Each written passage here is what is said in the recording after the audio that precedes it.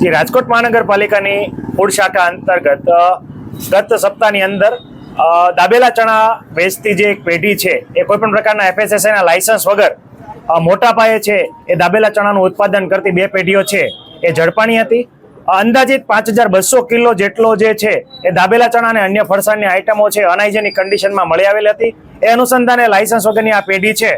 એમને FSSAઈના નોર્મ્સ મુજબ છે આ તમામ માલ છે ડિસ્કાર્ડ કરવામાં આવ્યો હતો અને સાથે સાથે સેમ્પલ પણ લેવામાં આવ્યા હતા અને માન્ય કમિશનર સાહેબની સૂચના મુજબ આ તમામ જથ્થો છે ડિસ્કાર્ડ કર્યા બાદ આ પેઢીને છે અને તમામ આ પછી કોઈ પણ પ્રકારની આ પ્રકારની પેઢી પકડાય અને ખાસ કરીને અખાદ્ય જથ્થો બનાવતી મોટા પાયે જથ્થો બનાવતી પેઢીઓ જો કોઈ પકડાય અને લોકોમાં થોડો ભય ફેલાય એવા અનુસંધાને માન્ય કમિશનર સાહેબની પણ સૂચના હતી કે આવી પેઢી છે એને સીલ કરવામાં આવે। તો આ અંતર્ગત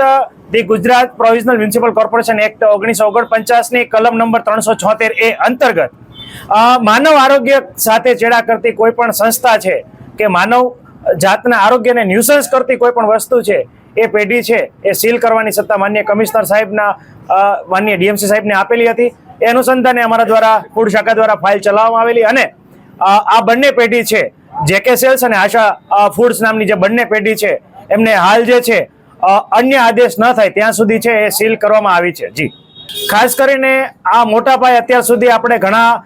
છેલ્લા વર્ષે જોયા છે કે મોટા પાયે આપણે ઘણી જગ્યાએ અખાદ્ય માલ અથવા જથ્થો છે એ ઝડપાતો હોય છે અને બનાવવામાં પણ આવતો હોય છે। તો આવા ફૂડ બિઝનેસ ઓપરેટરને FSSAઈના એક્ટ અંતર્ગત સબ સ્ટેન્ડર્ડ કે રિઝલ્ટ ના આવે ત્યાં સુધી આપણે ઘણો બધો સમય છે વ્યતીત થઈ જતો અને અખાદ્ય જથ્થો આપણે ડિસ્કાર્ડ તો કરી દેતા, પરંતુ આવા અસામાજિક જે તત્વો છે એમાં કોઈ પ્રકારનો ભય જે છે આ એક્ટ અંતર્ગત વ્યાપ્ત નહોતો। તો હવે પછીના સમયમાં મોટા પાયે કોઈ પણ આ પ્રકારનો જથ્થો અખાદ્ય જથ્થો ઝડપાશે અથવા આવી કોઈ પણ પેઢી ઝડપાશે તો એને સીલ છે એ 376A મુજબ જે છે એ કરવામાં આવશે। ખાસ કરીને પૃથ્થકરણ છે, પૃથ્થકરણ અંતર્ગત આપણે કોઈ પણ FSSAઈ એક્ટ મુજબ જે છે આપણે નમૂના છે એ માન્ય સરકારી લેબોરેટરી ફૂડ લેબોરેટરી ખાતે મોકલતા હોઈએ છીએ અને એનો સમયગાળો ઓછામાં ઓછા 1.5 મહિનાથી 3 મહિના જેટલો સમયગાળો છે એ લાગી જતો હોય છે। ઘણા કિસ્સામાં વર્કલોડ એટલે કે સેમ્પલના ભરાવાને કારણે